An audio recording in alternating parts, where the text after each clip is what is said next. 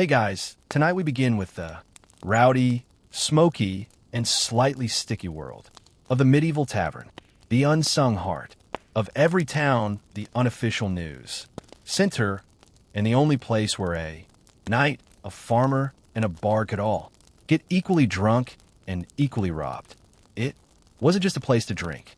It was a place where danger, laughter, and disease mingled freely beneath a thatched roof. So before you get comfortable, take a moment to like the video and subscribe, but only if you genuinely enjoy what I do here. And let me know in the comments where you're tuning in from and what time it is for you. It's always fascinating to see who's joining us from around the world. Now, dim the lights, maybe turn on a fan for that soft background and let's ease into tonight's journey. Together, you've trudged through a muddy street that smells like a blend of horse, smoke, and questionable soup. It's raining, of course, or just finished, so everything's slick, including your only pair of shoes. You're tired, you're hungry, and you've nearly been run over by a cart full of turnips twice. You need a drink. So how do you find a tavern in a medieval town? There are no glowing signs, no Yelp reviews, and certainly no GPS. What you do have are your ears. Just follow the noise somewhere past the blacksmith's forge, and the fishmonger yelling about his fresh river eels is a chorus of laughter, shouting, and someone aggressively singing about a goose. And there it is, a crooked wooden building leaning slightly as if even the architecture has had one too many. Hanging above the door is a wooden sign barely legible with a crude painting of is that a barrel or a bear?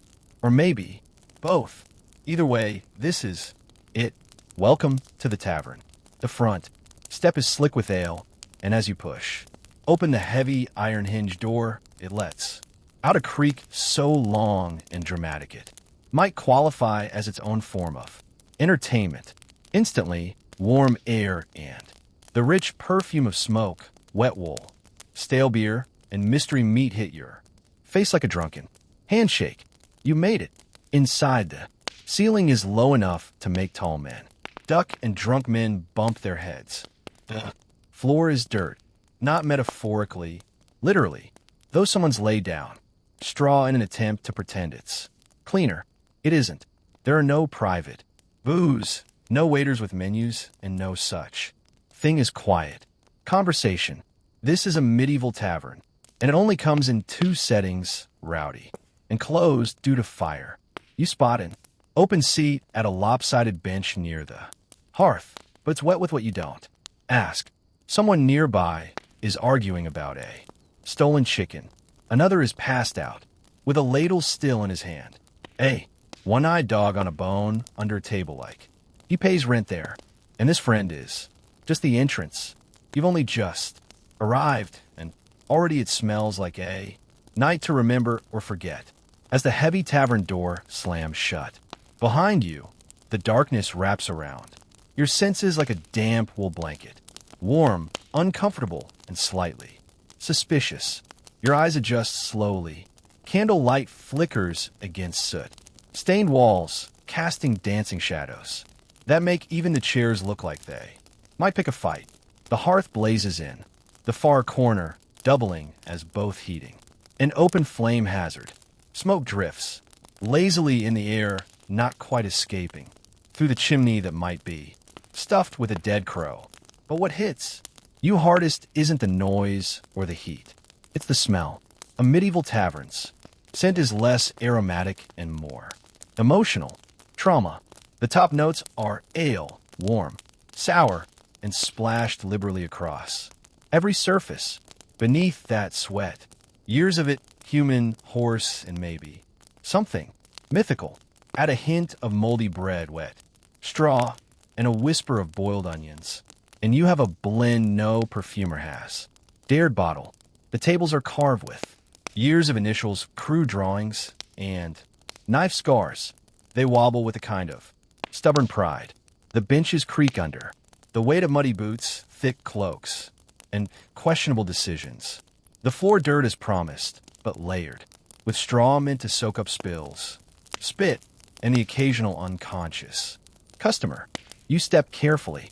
One wrong move, and your foot sinks into something, with a texture best left undescribed. The crowd is a living, breathing organism.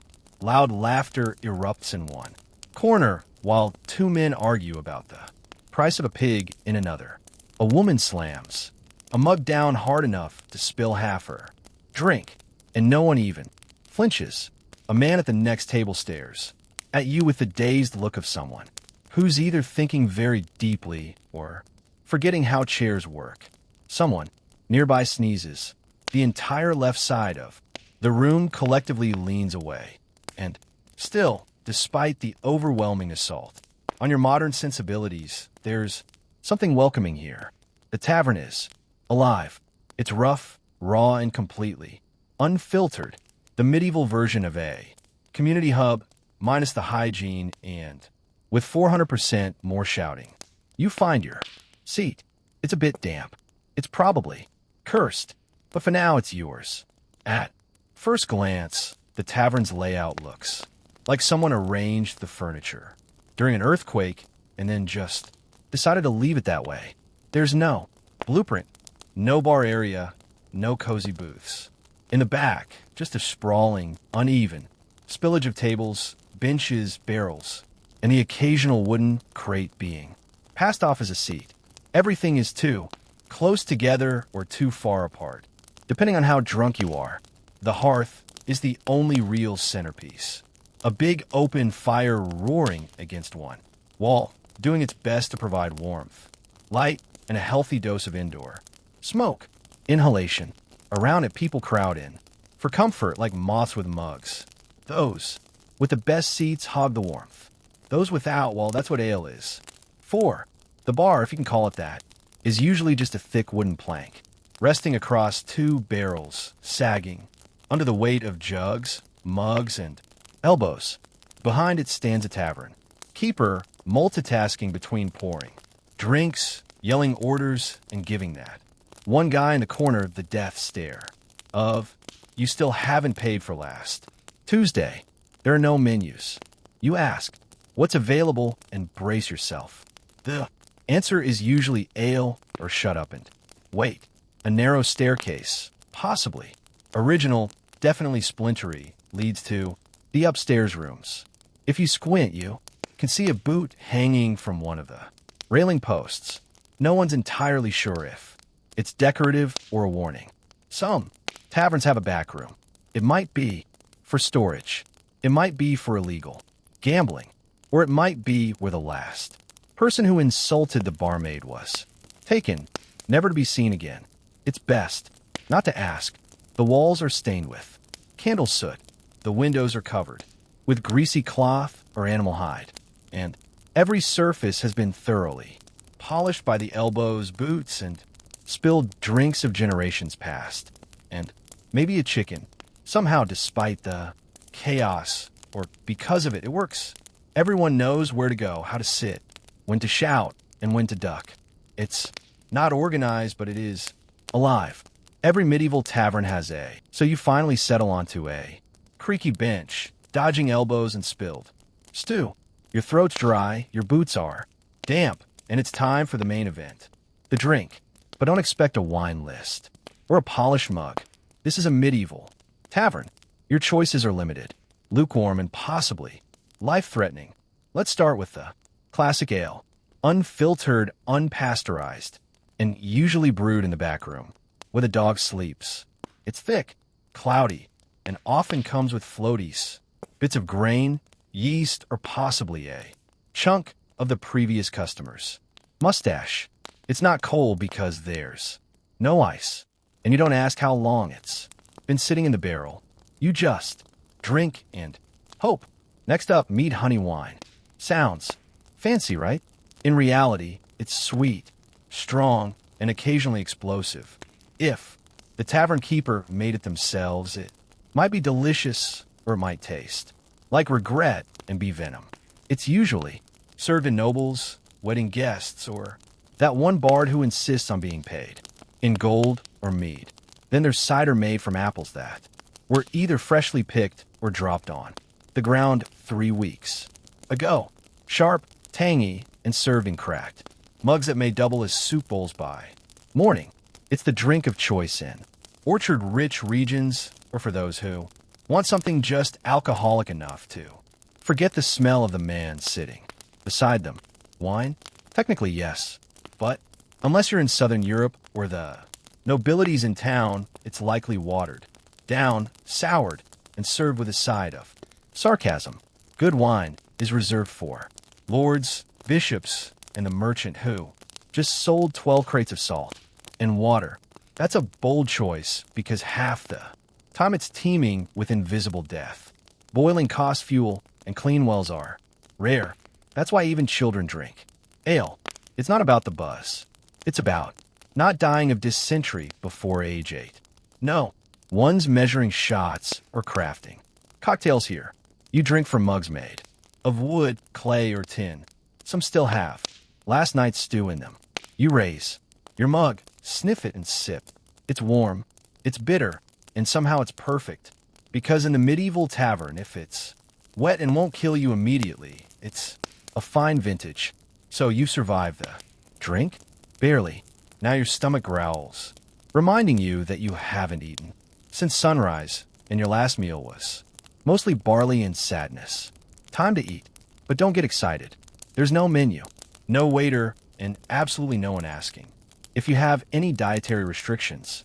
You don't order food in a medieval tavern. You ask what's left, then hope. It's hot and only vaguely mysterious. The star of the tavern table is usually pottage, a thick stew made from whatever grains, vegetables, and questionable proteins were lying around that day. It's been cooking in the same pot since Monday, and it's now Thursday. New ingredients are added daily.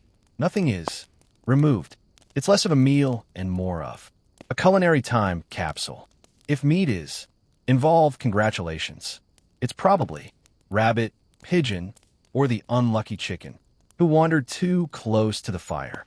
If it's game meat, it might be delicious, or it might be aged past reason and seasoned with desperation. Your bowl is made of wood or clay. Your spoon, either your own or your fingers. Most people carry their own knife, so eating is a BYO cutlery affair. And don't expect napkins, just the sleeve of your tunic, or a shared rag that's seen things it'll never forget. Bread is also on offer. It's tough, dark, and heavy. More a weapon than a food. If it's soft, it was baked today. If it's hard, it was baked last week. Either way, it pairs well with cheese that smells like an old boot and has started developing its own personality. Sometimes they're salted fish, sometimes pickled eggs. Occasionally, you'll find a tavern offering a special, which is just a fancier way of saying, we had too much of this lying around. Flavor, optional. Texture, unpredictable. Still in the flickering firelight with noise all around and the warmth of food in your hands. It's not bad. It's filling. It's hot. And if you don't think too hard about what's floating in your bowl, it might even be comforting. You're not here for fine dining. You're here to eat like a survivor. Once you've found your seat, ideally one without a knife stuck in it, you start to notice the real entertainment, the people. A medieval tavern is the original social media feed, loud, chaotic, half-true, and fully committed to oversharing. To your left, there's a red-faced farmer already deep into his fourth ale, retelling the same story about his cow giving birth. Sideways, he slaps your shoulder, mid-sentence, like you're a lifelong friend or a good replacement for the pig he usually drinks with. At the far end of the room, a hooded stranger sits in shadows nursing a drink slowly. He could be a runaway, monk, or a bandit, or just really bad at eye contact. Either way, you're not making small talk with him unless you want to disappear behind the stables. Near the hearth, a soldier in battered armor is regaling a group with tales of battle. His story involves dragons, Frenchmen, and a talking sword. It's definitely false. No one cares. His tankard is full, and his audience is laughing. There's a merchant, loud and sweaty, shouting prices for grain that no one asked for. He pulls gold coins from his pouch like a man begging to be robbed by midnight. A pair of locals play dice on a warped table, their expressions intense. One of them clearly cheats, the other knows and lets it happen, probably saving the fight for when his ale runs out. A bard strums in the corner, voice cracking on the high notes of a love song that sounds suspiciously like one he just made up. No one minds. He's wearing pants, and he's in tune. That's already better than last night's guy. Women wander through the crowd. Some tavern staff, others working their own business. They're sharp-eyed, confident, and absolutely not to be trifled with. They'll flirt, laugh, or knock your teeth in depending on your tone. Children occasionally dart between legs, swiping leftover bread or coin. No, one stops them. It's just part of the rhythm. Everyone is watching, drinking, plotting, and pretending not to notice. The man slumped under the table. This tavern isn't just a place to eat and drink. It's a living, breathing performance. And tonight you're part of the cast. Forget lutes and ballads for a moment. The real soundtrack of a medieval tavern isn't a song. It's a symphony of chaos. It begins with a clink of mugs, dozens of them slamming against wood in celebration, negotiation, or drunken misfire. Some clang cheerfully, others shatter completely. Both are met with cheers. Then comes the laughter. Big, loud, belly laughter that sounds like it escaped from a wild boar. Most of it makes no sense. A farmer chuckles at his own joke about hay. A knight giggles at the word pottage. A monk wheezes uncontrollably every time someone says duck. You learn quickly not to ask. Voices layer over one another, each louder than the last, fighting for dominance like roosters in a coop. There's arguing, storytelling, shouting about taxes, and at least one person misking scripture to win a bet. The bartender yells orders while swatting flies. A barmaid shouts at a man who try to grab her, and someone keeps repeating another round like a battle cry. And in the corner, the bard, with a half-tuned lute and 3 missing strings. He plays the same 4 chords on loop, occasionally bursting into verses about lost love, found chickens, or noblemen who wore their pants backwards. No one really listens unless he starts singing about someone in the room, at which point things get very entertaining or very dangerous. Someone spills something. Someone burps loud, enough to make the rafters tremble. Someone else falls off a bench and keeps talking from the floor like it's intentional. In the background, dogs bark. A goat bleat. Why is there a goat? And chairs scrape across dirt like thunderclaps in a wooden cavern. It's not peaceful, but it's oddly rhythmic. Occasionally, the room goes quiet, not by choice, just a sudden lull. It lasts exactly 3 seconds. Then, someone farts heroically and the music starts again. This isn't background noise. This is the tavern's heartbeat. Raw, rowdy, and relentlessly alive. If you listen closely enough, it starts to make sense. A kind of harmony born from disorder. And like the rest of the tavern, it only gets louder the longer you stay. Once the ale starts flowing and the stew starts settling, the tavern transforms. It's no longer just a place to eat and drink. It becomes a medieval casino, minus the velvet ropes and with way more yelling. Gambling is the sport of the evening, and everyone plays from weathered soldiers to barefoot boys with borrowed dice. There's no dealer, no pit boss, no regulation, just a cracked wooden table, a handful of copper coins, and the vague promise that someone's about to lose their dignity.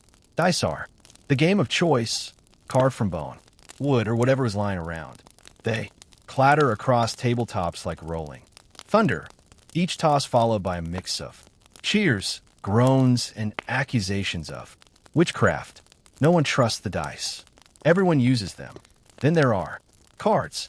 If you're in a more cultured part of town, thick, hand-painted, worn to the edges, and always missing one or two. The rules shift based on who explains them. Sometimes you're trying to get the highest number. Other times you're matching symbols or just making it up as you go. It's like poker, but with more slapping. Wages range from money to mugs to livestock. Yes, someone wants better. Goat. Someone else bet their boots, and someone else bet their own freedom for the night. Spoiler, he lost. The regulars are slick. They shuffle quickly, roll slowly, and smile a little too wide. Cheating, of course. It's half the fun. A hidden die here. A mark card. There. A mysterious cough when a lucky player leans in. If you win big, you buy a round or risk getting jumped. If you lose badly, you smile, pretend you meant to, and slowly push your chair back toward the door. Side games are up too. Arm wrestling, thumb wars, and the ever popular who can drink the most without falling over. The winner earns applause. The loser earns a night under the table and a headache that lasts until next market day. But even when the rules are unclear and the stakes are absurd, the energy is addictive. Because in a medieval tavern, luck isn't just a game. It's a gamble with your purse, your pride, and possibly your pants. As the night deepens and the tavern fills with warmth and humidity, a new kind of performance takes the floor. One made of words, music, and confident nonsense. This is story time, medieval style. A bard clears his throat in the corner, gently plucking at a half-tuned lute, the strings squeaking like old boots. He's missing a few teeth, but not a bit of confidence. With a dramatic flourish, he launches into a ballad of heartbreak and heroism, something about a knight who fell in love with a mermaid and drowned Noli while reciting poetry. No, one believes him. Everyone listens. Anyway, that's how it works here. Truth is optional. Entertainment is everything. Around the tables, others join in. Not bards, just patrons with ale-fueled bravery and a tale to tell.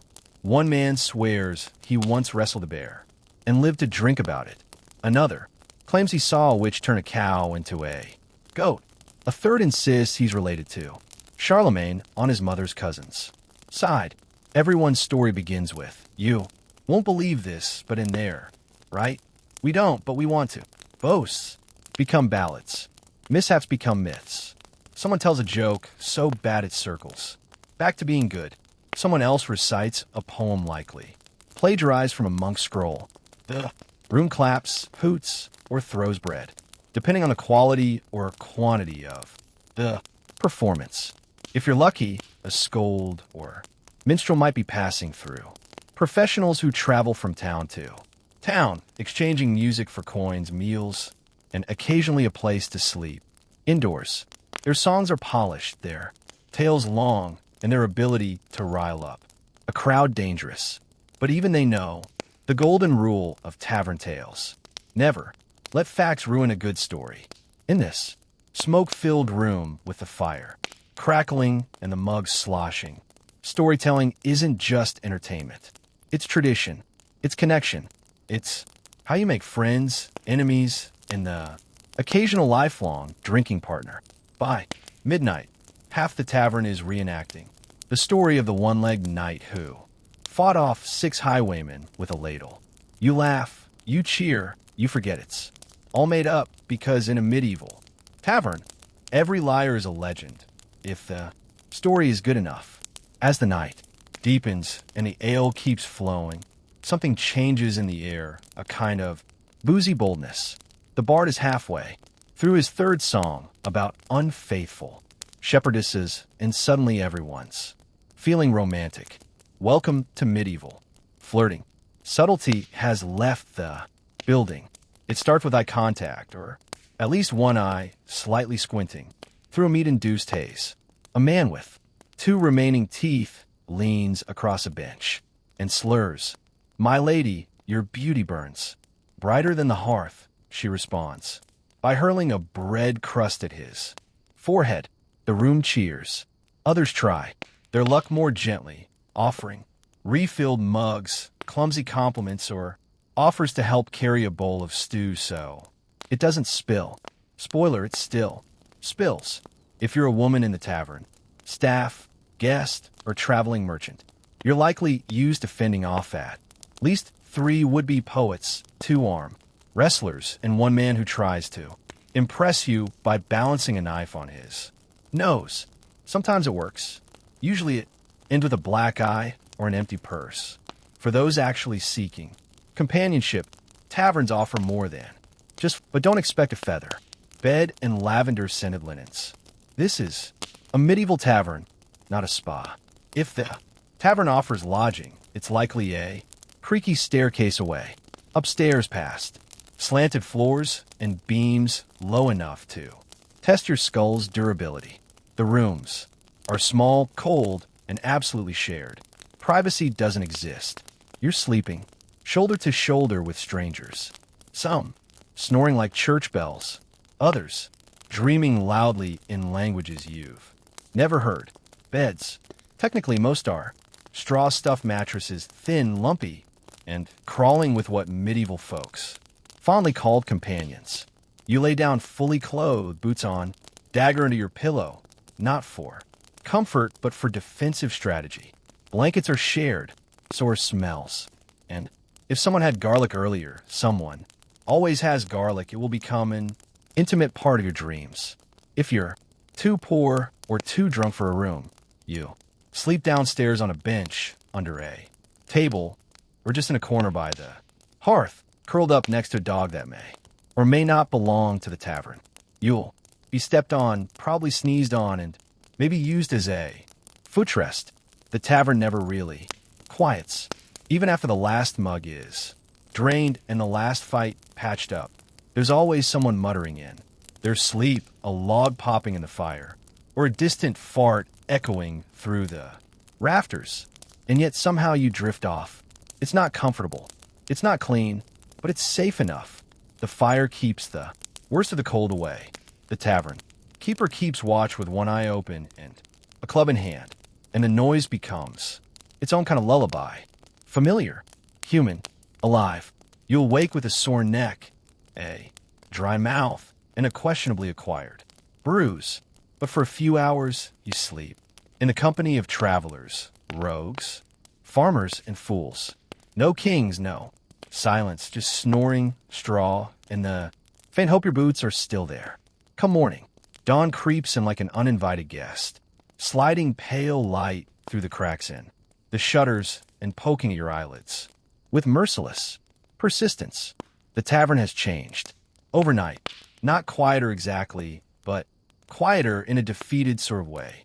You open one eye. Someone's boot is on your chest. Someone else is mumbling in there. Sleep about sheep. Taxes. The bard is snoring under a table, clutching his lute like a lover. A chicken hops across the floor, pecking at yesterday's bread crusts. No one questions where it came from. The fire has died down, leaving the room cold and smoky. A few patrons begin to stir, groaning like wounded warriors from battles fought entirely inside their own skulls. One man sits up, looks around, and lies back down, having decided today isn't worth it. The tavern keeper is already up because, of course, they are clattering mugs, sweeping straw into fresh piles, reheating something in a pot that smells, both inviting and slightly vengeful. They shoot a look at the bodies on the floor, then bang a ladle against a mug, like a morning bell from hell. Up or out, that's your wake-up call. There's no breakfast buffet. If you're lucky, there's more pottage now, even thicker than last night. Bread is rewarmed. Ale is watered down, and no one has the strength to complain. Some patrons just dunk their heads in a barrel of rainwater outside and call it clean living. You check your pouch, 2 coins, and a button. Better than expected. Your boots still here. One of them has a bite. Mark, but they're yours. A win. A few new faces trickle in. Early risers. travelers, workers in need of drink, before dealing with livestock, taxes, or, worse, neighbors. The tavern begins to stir again, like a beast slowly waking. Someone starts retelling a story from last night. It's already changed, of course. Now there were two fights, and the bar's song summoned a ghost. Everyone nods like it's gospel. The night was chaos. The morning is groggy, grimy, and full of regret. And yet you smile because somehow you survived it. By now you felt the sweat, the smoke, the sticky ale under your boots. You've survived the shouting, the flirting, the pottage, and possibly a flying bench. And through all that, one thing becomes clear. The medieval tavern wasn't just a drinking hole. It was the beating heart of the community in a world with no phones, no newspapers, no social networks. The tavern was where news traveled. A merchant from the coast could share gossip from a foreign port. A soldier could describe the war from the front. A bard could sing songs that stitched people together, even if the lyrics changed every night. This was a place for connection. Farmers drank beside craftsmen. Pilgrims shared bread with thieves. Strangers became friends, or at least drinking buddies before the second round. Here, social classes blurred, rumors were born, alliances were made, and grudges were buried or fueled further depending on how the dice rolled.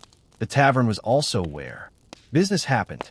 Deals made, contracts shaken over splinters and spilled cider. It was a court, a confessional, and a theater stage all at once.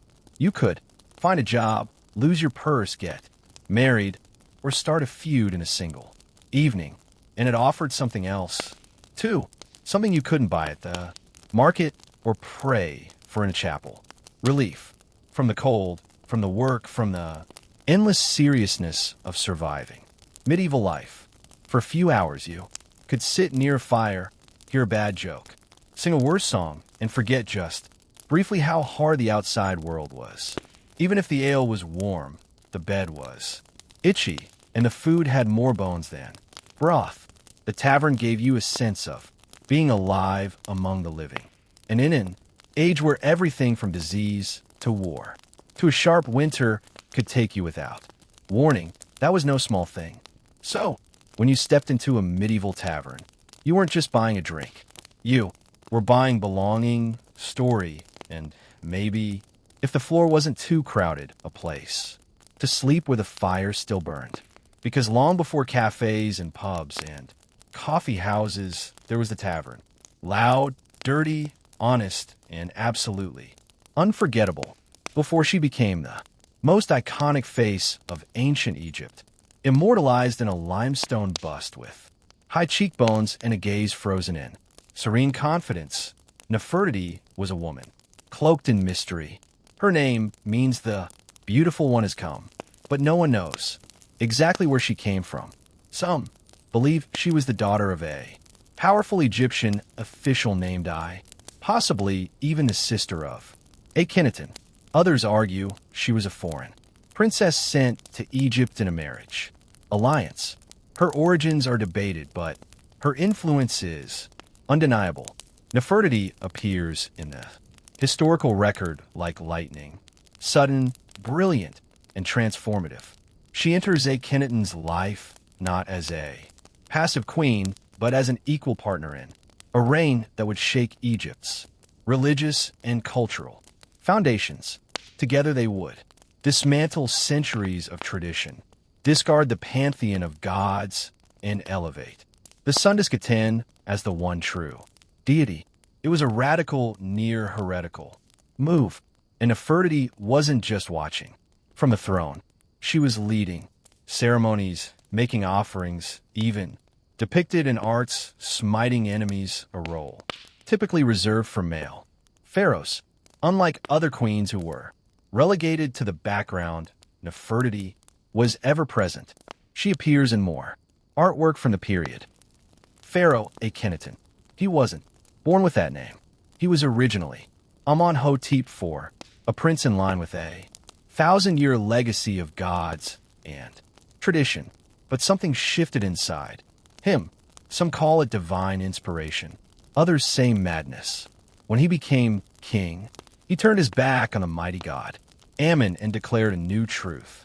There was only one God worth worshipping, the sun itself, the Aten. This wasn't just a religious shift. It was an earthquake that cracked the bedrock of Egyptian civilization. Imagine a society built around temples, priests, and rituals, being told overnight that their gods were false, their worship obsolete. Akhenaten didn't just preach monotheism, he enforced it. The temples of Ammonius were shut down. His name was chiseled off monuments. Statues were smashed. Entire cities were abandoned. In their place, Akhenaten built something new. Akhenaten, a city dedicated solely to Aten, where the sun would rise directly between the cliffs and bathe the city in sacred light. And through it all, Nefertiti stood at his side, not as a silent consort, but as a full participant. In the reliefs of the period, she's shown worshipping Aten with the same reverence as Akhenaten. Their daughters are often depicted with them, heads tilted toward the radiant sun. It was a family portrait unlike anything in Egyptian art, before or since. Even the style of the art changed, no longer stiff and formal, but loose, exaggerated, sometimes even intimate. The king and queen kissing, playing with their children, praying in soft robes beneath the sun. Nefertiti was everywhere in this new world. At times, she even overshadowed her husband. Some historians believe she held real political power, maybe even acted as co-regent.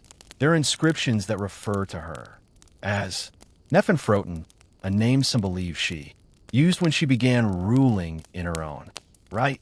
It's unclear if Akhenaten shared the throne out of love, strategy, or necessity, but it was clear without Nefertiti, this revolution may not have held together as long as it did. But revolutions are fragile. The gods don't take kindly to being replaced. And the people, they were quietly watching, waiting for the old order to return. By the height of her influence, Nefertiti had become more than a queen. She had become an icon, not just of beauty, but of divine femininity and royal power. Egypt had seen great queens before Akhmo's Nefertari, Hatshepsut, but Nefertiti's presence felt different. She wasn't ruling from the shadows or taking power through war. She was reshaping the spiritual and cultural fabric of Egypt. Beside her husband in real time as a living goddess, she bore Akhenaten's 6 daughters, Meritaten, Makartaten, Ankhesenparten, and others, all of whom were frequently depicted in family scenes beneath the rays of Eden. Curiously, no sons were ever confirmed. In a kingdom obsessed with lineage, this was both a political problem and a historical mystery. Was it fate or was something else at play? Some suggest Akhenaten may have had sons with other wives, or even, more controversially, with Nefertiti herself, fueling modern speculation and uncomfortable theories that range from the speculative to the salacious. What is certain is that motherhood was central to her image. In art, Nefertiti is portrayed cradling her children, their tiny arms reaching up to touch her cheeks. These aren't stiff, cold statues. These are living moments carved in stone, intimate, emotional, radiant. In an age where pharaohs were often distant gods, Nefertiti's portrayal as a nurturing mother softened the divine, making it human. Yet there was another side of her iconography, one far more powerful. In multiple depictions, Nefertiti wears the blue crown, usually reserved for male rulers.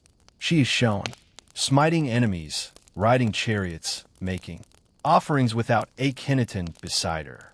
These were not symbolic gestures. This was a queen performing the sacred duties of a king. It suggests a quiet but radical truth. Nefertiti may have been preparing for something more than partnership. She may have been preparing 2. Rule.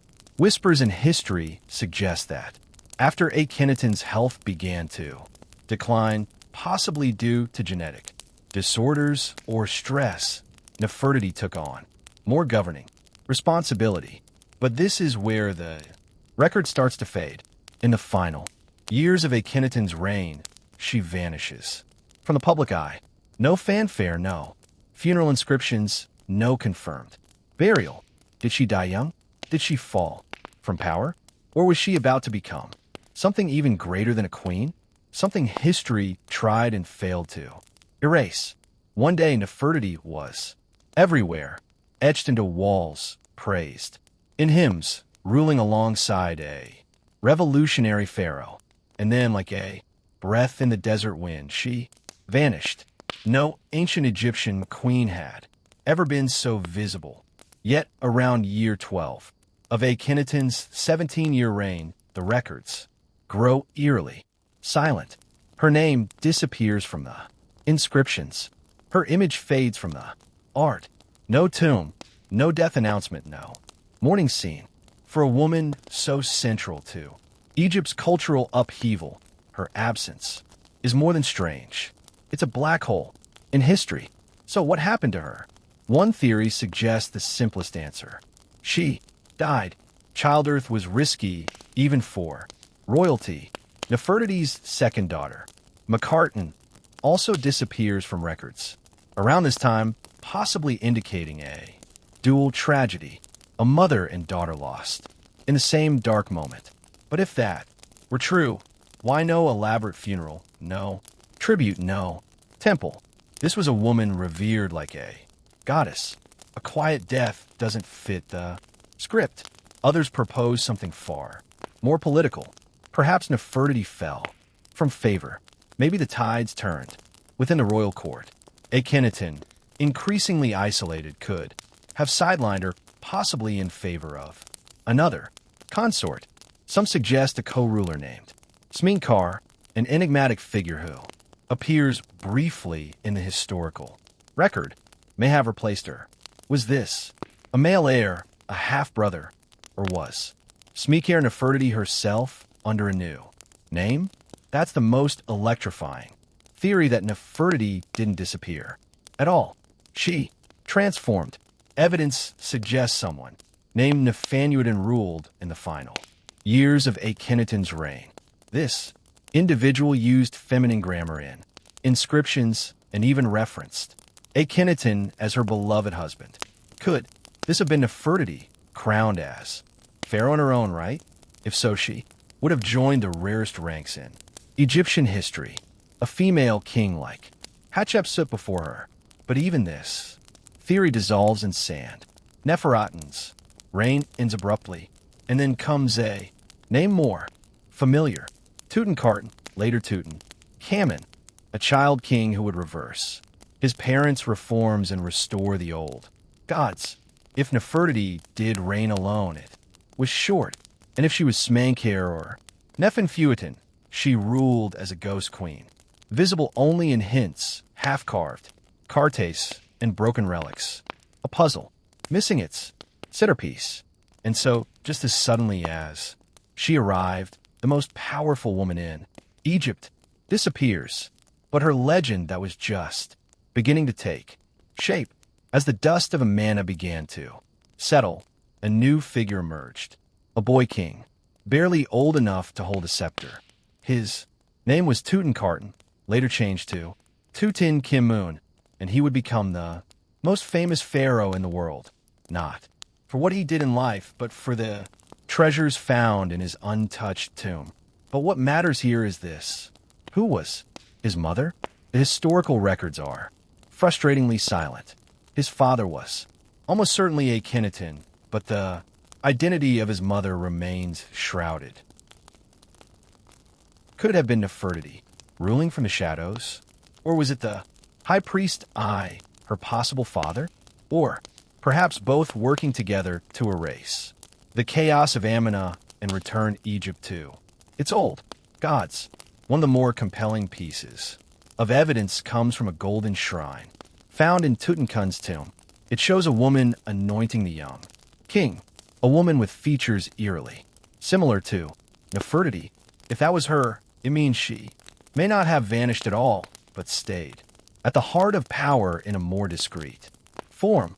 Still, without a named tomb, without a confirmed mummy, we are left with only fragments. If she did guide Tutankhamun, her fingerprints are everywhere, but her name is gone, scrubbed from temples, left out of king lists, as though someone tried to erase the memory of a woman who once ruled like a god. And yet, the irony is rich. Tutankhamun's fame would resurrect her image, because in searching for his story, the world stumbled upon hers. For someone who stood at the center of Egypt's most radical era, queen, priestess possible, pharaoh, Nefertiti left behind no confirmed tomb, not a single monument, bears her death rites, no sarcophagus, no rare mask, no inscription whispering her final words to the gods. It's as though she evaporated. This absence has haunted Egyptologists for over a century, in a culture obsessed with the afterlife, where every noble was embalmed, mummified, and buried with instructions for the soul's journey. How could one of the most powerful women in Egyptian history be lost? Theories abound. One possibility is that she was buried hastily and without ceremony in the waning years of the Ammona period. Perhaps her radical legacy made her dangerous in the eyes of the new regime. Her tomb may have been dismantled, her name defaced, part of the sweeping effort to erase the memory of Akhenaten's heresy. After all, the return to traditional gods was swift, and vengeance in stone-cut hieroglyphs was common. Another more tantalizing theory suggests her tomb was never truly lost.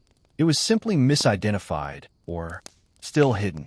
Some researchers proposed that she lies within the Valley of the Kings itself, concealed behind the walls of Tutan's tomb. In 2015, radar scans of KV-62, the famed tomb of King Tut, indicated possible hidden chambers. Was Nefertiti buried just inches away, sealed off, and forgotten beneath layers of history and gold? That idea captured the world's imagination, a queen sleeping just beyond reach. Egyptologists held their breath, but further scans yielded inconclusive results. Excavations slowed, funding dried up, and once again, Nefertiti retreated into myth. Yet her absence is loud. We have her images, dozens, perhaps hundreds, her likeness captured in stone and pigment. Her bust, now in Berlin, still gazes with unfathomable grace across museum glass, as if she knows something we don't, as if she's waiting. Every year, new digs continue in Ammana and the valley. Every year, whispers stir. Could a sealed chamber finally give up her secrets? Could a cartoon and forgotten sand spell her true name? Or is she destined to remain the eternal riddle, an unfinished sentence in the story of Egypt? If history buried her, it didn't succeed for long, because the search for Nefertiti never truly stopped. It only deepened. If her tomb was never found, and her body never identified, why do we still remember Nefertiti? The answer sits behind museum glass beneath soft lights in Berlin's Noise Museum, a painted limestone sculpture that has captivated the world since its rediscovery in 1912. The bust of Nefertiti.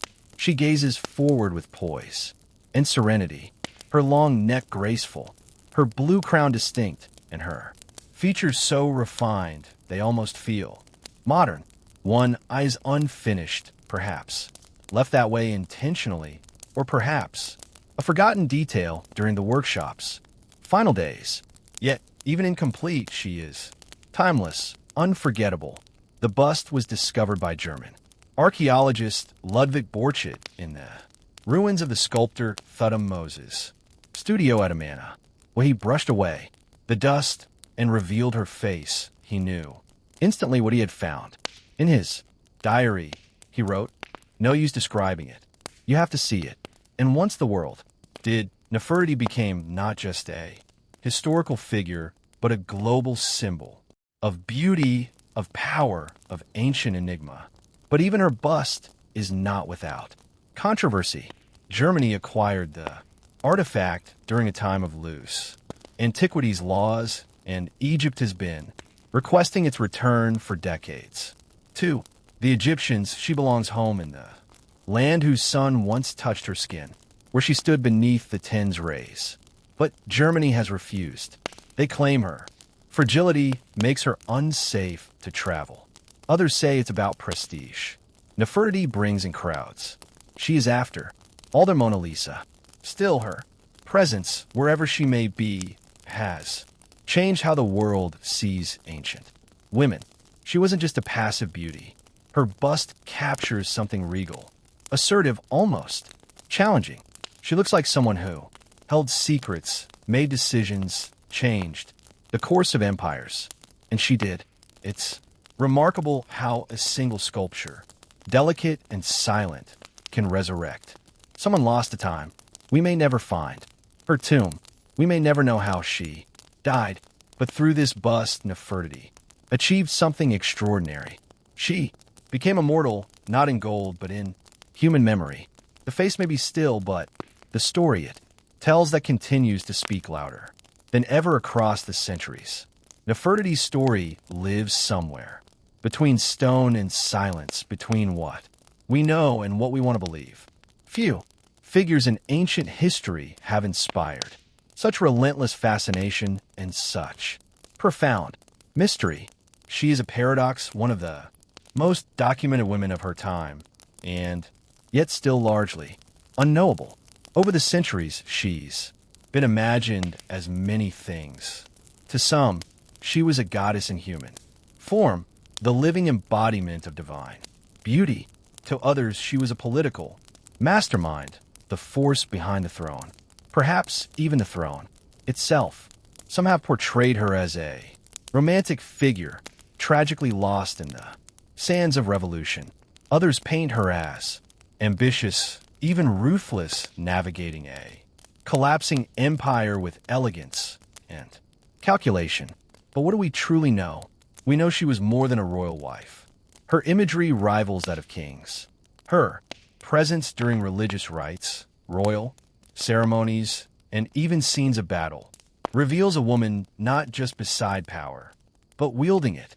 In a patriarchal world, she carved out her own space not through rebellion, but through presence, through poise, through sheer command of the visual and spiritual language of her time. We know she was central to one of history's boldest religious shifts. While Akhenaten may have envisioned the monotheistic sun cult, it was Nefertiti who embodied it. She was the human face of a divine ideal, the bridge between the Aten above and the people below. She didn't just serve the gods, she was their image. And we know that after her disappearance, her memory was nearly erased. The backlash against Akhenaten's regime swept her name into oblivion. Her statues were smashed. Her inscriptions were defaced. Her role in history intentionally buried. Yet here, we are 3,000 years later still, whispering her name. Why? Because myth has a way of surviving where facts cannot. Because when a woman becomes both an icon and an enigma, she slips into a space where time can't reach her. Because sometimes the questions echo louder than the answers. And maybe, just maybe, that's exactly how Nefertiti wanted it to be. Remembered, every generation reinterprets Nefertiti in its own image. In the early 20th century, she was an exotic queen, mysterious and submissive. In the feminist wave, she became a symbol of female power, an ancient ruler, lost to patriarchal erasure. In modern media, she's a style icon, an African queen, a political player, even a possible pharaoh. She has lived 1,000 second lives, not through facts, but through imagination. But maybe that's the most fitting Afterlife of all. In ancient Egypt, immortality wasn't just about mummification. It was about memory. If your name was spoken, your image seen, your story retold, you lived on. You could travel the field of reeds, dine with the gods, exist beyond death. Nefertiti, whether by design or by chance, has achieved that. Her name is spoken across continents. Her face is one of the most recognized in human history. Her story, though fractured, still commands attention. So, in a way, her greatest legacy wasn't carved into a tomb or sealed beneath desert stone. It was this enduring curiosity she left behind, a perfect mystery, a life half seen, half erased, and wholly unforgettable.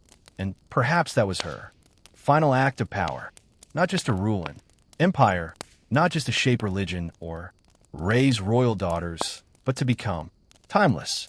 Nefertiti, the beautiful one, who has come, never truly left.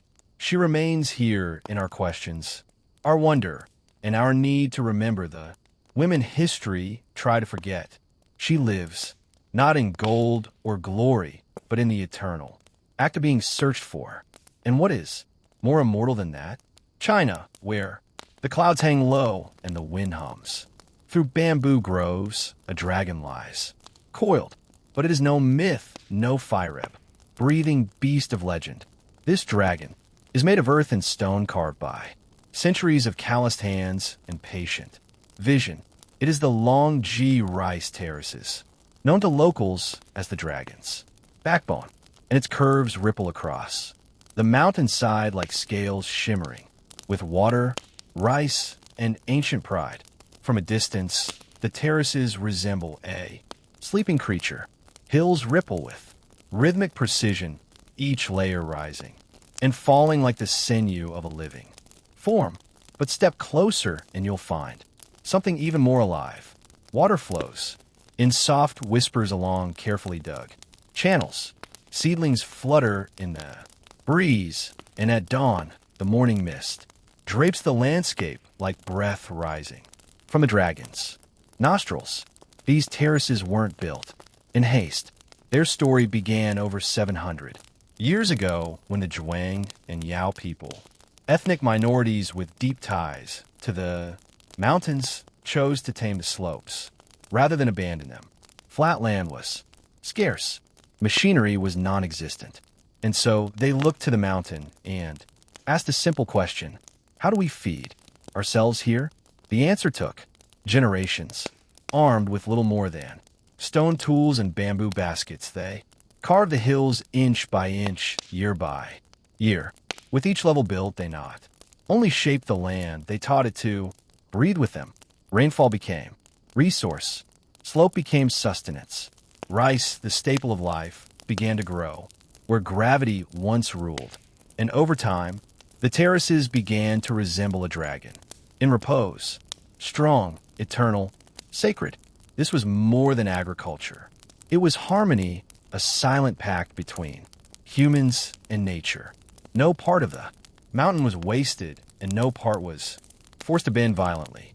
Instead, the people worked with the earth, shaping it in curves and swells, listening to the wind, following the water. Today, the dragon's backbone still feeds entire villages. But more than that, it reminds us what patience can build.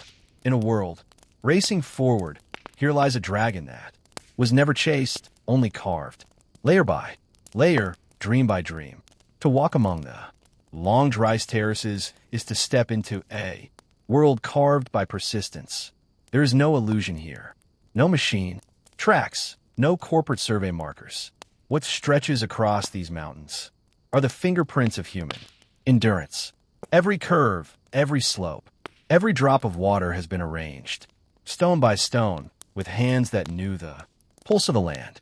Centuries ago, when the Zhuang and Yao peoples first looked upon these steep and unforgiving hillsides, they did not see obstacles.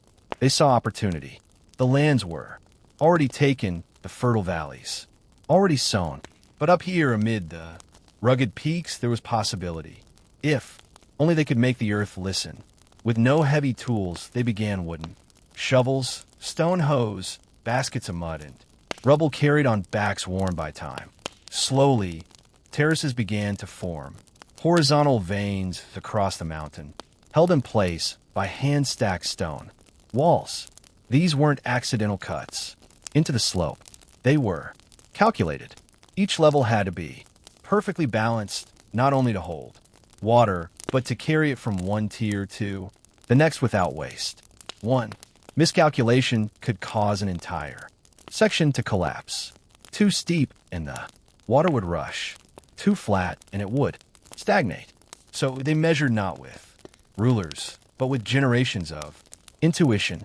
Children learned from their elders. Elders watched the seasons, and the mountain in time gave in, not with surrender, but with trust. And the result, a landscape that defies nature by flowing with it. From the valley base to the cloud-kissed peaks, these terraces rise like a spiral staircase to the sky. They mirror the topography with elegance, almost as if the mountain grew them itself. But no, the mountain did not shape these curves. Humans did, with no engines, no concrete, no architectural degrees, just time, just trial and error, just the belief that land, no matter how steep, can be made to serve life. Today, the terraces remain functional, still farmed, still repaired, still respected. No bulldozers, no shortcuts. The old ways survive not because they resist the future, but because they prove something rare. That tradition, when rooted deep enough, can outlast every storm. If the dragon's backbone is muscle and bone, then water is its blood. It flows quietly without pumps or engines, tracing ancient channels that slip from mountaintop, springs into every terrace below. This hydraulic choreography is no accident. It is the secret life of the terraces, the reason they've endured for centuries. At the top of the mountain, rainwater and natural springs are caught in narrow ditches and earthen canals. From there, gravity becomes the farmer's silent ally. The water descends through terrace after terrace, pooling gently in each field before spilling into the next. This design, fluid, seamless, ensures that every patch of rice receives what it needs. No more, no less. There are no valves, no switches. Control lies in subtle gates made of stone or wood, adjusted by hand and habit. If one terrace overflows, it could flood the next. If one leaks, a drought may follow.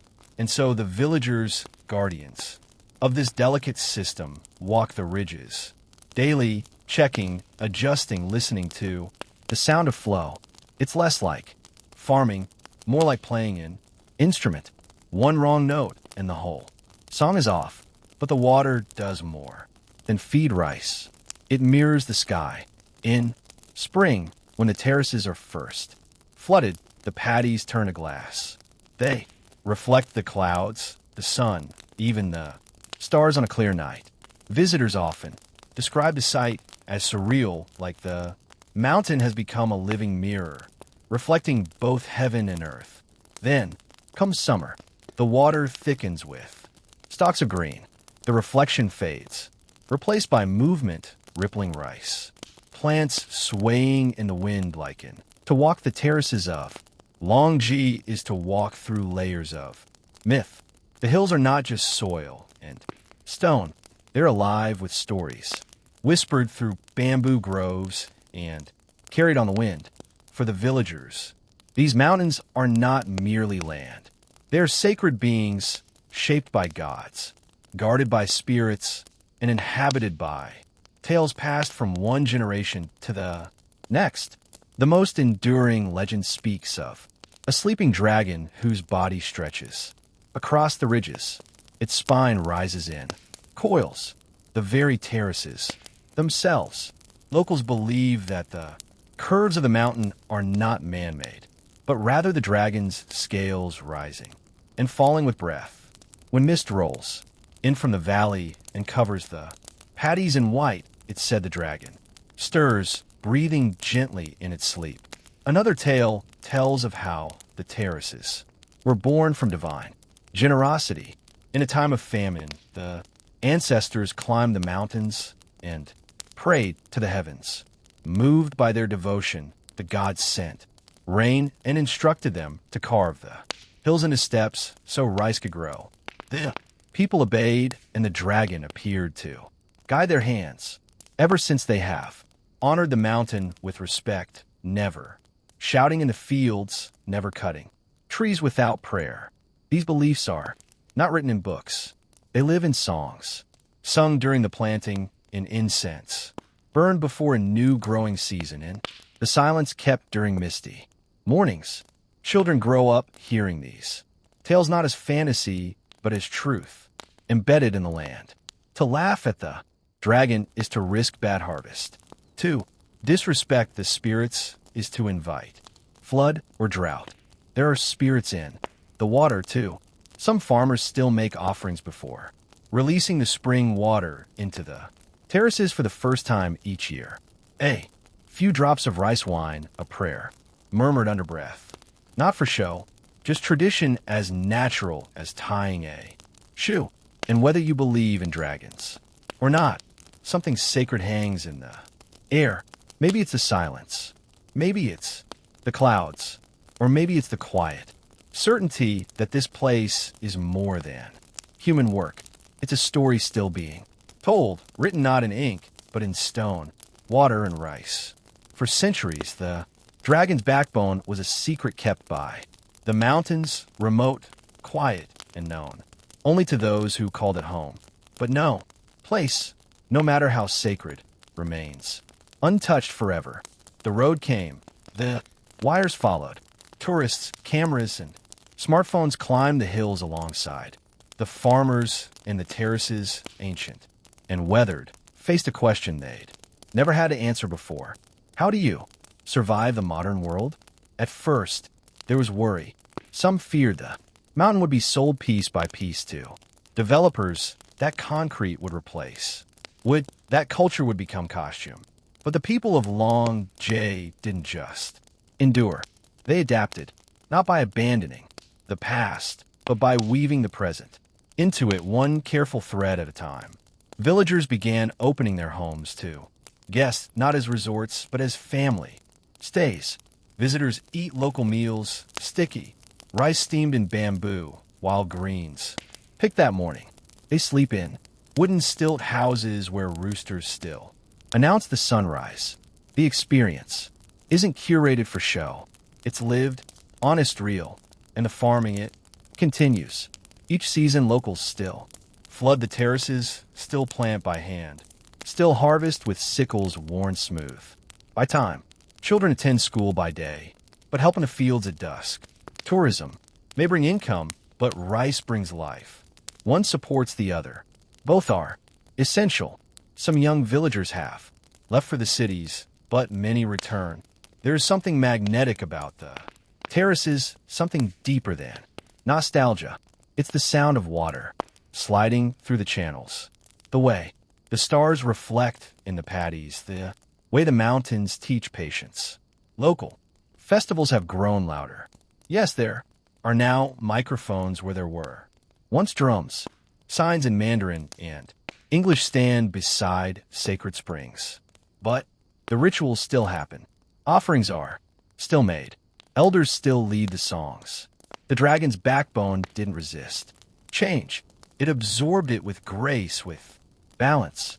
The terraces remain not because they are frozen in time, but because they breathe with time, flexing, adjusting, but never breaking. In an age where tradition is often sacrificed for progress, Long G stands as quiet proof that progress can walk gently if it chooses, that the old ways still have room in the modern world, especially when they're this beautiful. The dragon's backbone is never the same. Placed twice. With each season, it sheds. Its skin transforms, its colors, shifts. Its mood. While cities change in years, the terraces change in weeks, draped not just in light, but in rhythm. To stand among them through a full year is to witness a mountain breathe. Spring arrives like a mirror. The terraces are flooded in preparation for planting, and the still water reflects the sky like silver glass. Clouds drift not just above, but below your feet. Visitors speak of walking through heaven. The fields look empty, but they're full of potential. Beneath the surface, life is stirring. Summer brings a burst of green. The rice shoots stretch tall and straight, blanketing the hills in an emerald cascade. From a distance, the terraces look like ribbons of velvet, rolling in every direction. The air is warm and wet. Frogs call from the paddies. Farmers knee-deep in waterwork. From dawn till dusk, their hats bobbing, like tiny sails on a jade sea. Autumn is gold, harvest time. The rice matures, and the terraces catch fire in the sun. If true, it suggests that the idea of the Sphinx came not from dynastic builders, but from a forgotten culture whose myths were carried forward, adopted, and refined. And if the monument predates writing it, may not be bound by the pharaohs' ideology at all. Its purpose could have been astronomical, ritualistic, or even commemorative, marking an event, a flood, or a forgotten god. The lion shape itself is no accident. In ancient Egypt, lions represented the horizon, the gate of dawn and dusk. A sphinx facing east watches the rebirth of the sun eternally. To carve one was to freeze that sacred act in stone. Now, imagine one carved before the pyramids, a line guarding, waiting. It would not just rewrite history. It would redefine the mythos of Egypt itself, not as the beginning of civilization, but as the last echo of something even older. And the fact that this symbol might be sleeping beneath water all the more fitting for a guardian of lost worlds. As whispers of the underwater sphinx echo further across the world, a quiet divide has opened, one that runs deeper than sediment or stone. On one side stands traditional Egyptology, cautious, structured, and rooted in academic consensus. On the other, a growing community of independent researchers, alternative historians, and curious minds who believe something extraordinary is being overlooked. Mainstream scholars insist on evidence, peer-reviewed studies, stratigraphy, inscriptions, and radiocarbon dates. Their concern is not unwarranted. Egypt is filled with natural rock formations that resemble human or animal shapes, and misidentifying them can lead to misinformation. Archaeology, after all, must be careful. The past is fragile. It cannot be rebuilt once broken by careless hands or media hype. But to others, caution has become complacency. Independent investigators, many of them trained scientists or engineers from outside the field, argue that the underwater sphinx and similar anomalies deserve deeper study. They point to high-resolution satellite images that show unnatural symmetry, to LAR scans that detect rectangular foundations beneath layers of mud, to erosion patterns that seem shaped not by chaos but by design. They also question the political motivations behind silence. Tourism dollars flow through well-trodden monuments. A new sphinx, especially one that threatens the accepted timeline, could disrupt Egypt's narrative and authority. The fear, they suggest, is not a fraud, but of rewriting everything. Books, documentaries, podcasts, and conferences now regularly feature the underwater sphinx. It has become a symbol of hidden history, used as both rallying cry and cautionary tale. Supporters call for open excavation. Detractors warn against pseudoscience. The truth, as always, is lost in the middle, buried beneath voices as thick as the Nile's silt. The divide isn't just academic. It's emotional. It speaks to how we approach the past. Do we trust only what has been confirmed, or do we follow the hints left just beyond reach? The underwater Sphinx forces that question into the open. It's not just a rock or a relic. It's a litmus test for how curious we're allowed to be, and as long as it remains unearthed, both sides will continue to argue above a monument that says nothing yet might change. Everything there's something haunting about a mystery buried in plain sight, especially when it wears the face of a lion and stares up from the mud with ancient silence. The so-called underwater sphinx near Giza may or may not be real, but its pull is undeniable. It stirs something in us, a yearning not just to discover, but to remember, because deep down, the story of a forgotten monument taps into something older than archaeology, the human sense of loss. We've always lived beside ruins. Cities fall, languages die, civilizations vanish beneath waves, sand and ash. We look to the past not just for answers, but for identity. Who were we? How far back do our stories stretch? And what have we forgotten in our rush toward progress? If the underwater sphinx is real, if it was carved by hands before recorded history, it becomes more than a relic. It becomes a voice from a chapter we didn't know existed, a marker from an age when people may have understood the stars differently, honored the earth more intimately, or carried a mythology we can only guess at. Some believe it belongs to an advanced prehistoric culture lost to global catastrophe, a theory often dismissed as fringe. But whether or not that's true, the emotional gravity remains. To imagine a monument carved long before the pyramids, submerged by rising waters, and then erased, is to confront how fragile civilization truly is. And perhaps that's why the story persists. It reminds us that time is not linear, that empires are temporary, that even stone can disappear if the river flows long enough. But more importantly, it reminds us that discovery isn't over, that Earth still holds secrets not written in textbooks, in an era defined by instant answers and global data. The underwater sphinx is a rare thing, an unanswered question, a possibility, a mystery not yet solved by drones or algorithms.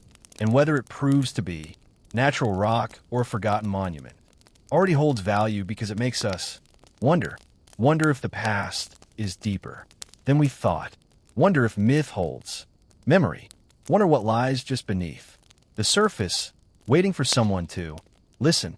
The underwater sphinx of Giza, whether carved or accidental, confirmed or dismissed, remains where it has always been, beneath the surface, beneath the mud, the water, the weight of time.